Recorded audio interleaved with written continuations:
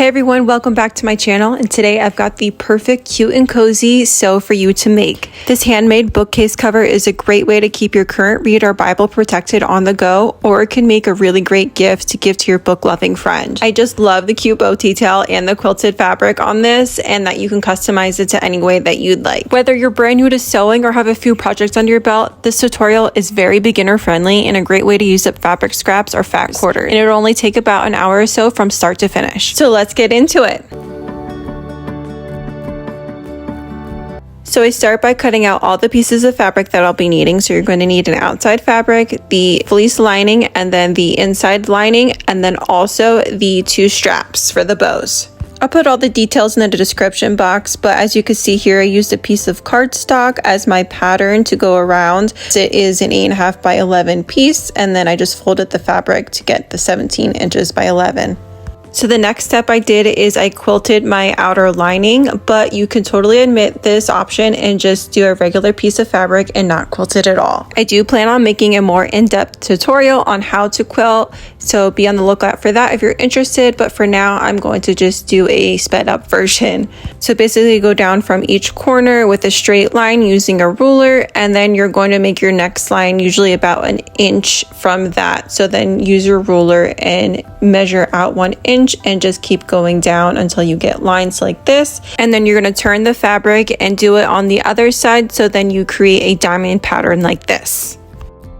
I just used a pencil for mine and ended up erasing the lines after, but it'd be much easier if you use like a water soluble chalk or one of those pens that you erase with heat. But the next step of the tutorial is to sew your lines onto the fabric with the fleece underneath. So all you do is you sew along each line with a straight stitch until you complete the whole quilted pattern.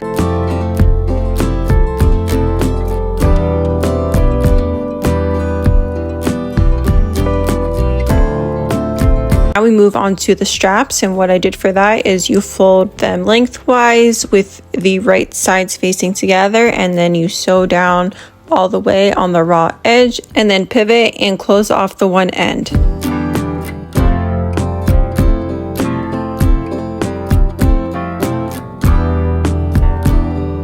And then turn your straps right side out using something that is not pointy. So I'm using my Cricut tool here with the rounded edge so it doesn't poke any holes in it. And then we're going to add the straps using a basting stitch. So first we need to find the center of the short end where the strap is going to go. So I use this method by folding in half and then just clipping the center, and then that's going to mark where your raw edge of the strap will be placed.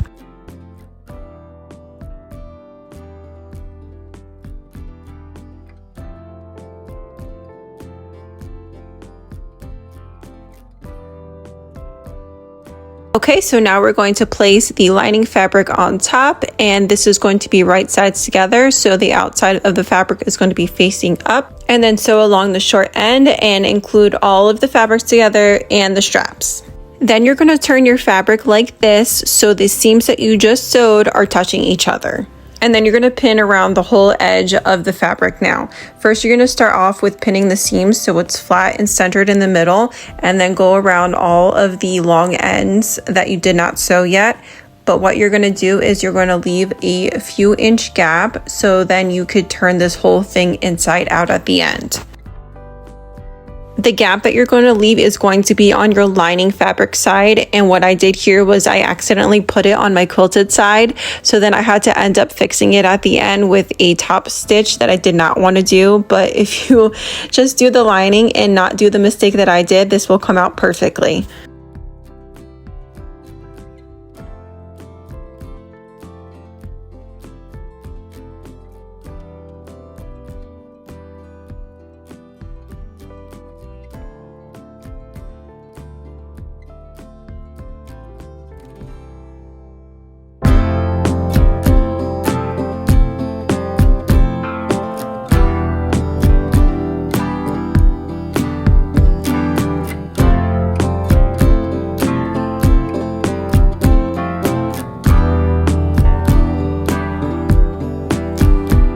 After you finish sewing all of the seams, do not turn it out just yet, but what we're going to do is make our corners. So you're going to fluff out your corners like this, and then measure with a ruler 1.5 inches and make a line, and then sew along the line on each 4 of the ends.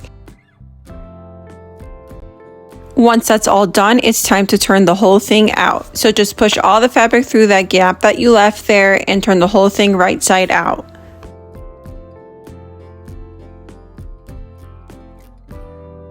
Now it's time to close up that seam that you left for the gap, and like I said before, this should have been on the inside lining so then you won't see it. But just top stitch along the open gap and then shove the lining on the inside of the fabric where it belongs. And then a lot of people like to top stitch along the top edge just to hold it all in place, but I decided not to because I really like the way that the quilted pattern looked. And there you have it, this adorable, beautiful, cute and cozy bookcase cover to take with you wherever you go. My next sewn tutorial is going to be a DIY sewn bookmark, so stick around if you like that. If you like this video, please give it a thumbs up and subscribe if you're into DIY crafts, homemade recipes, and all things homemaking. And I'll see you in my next one.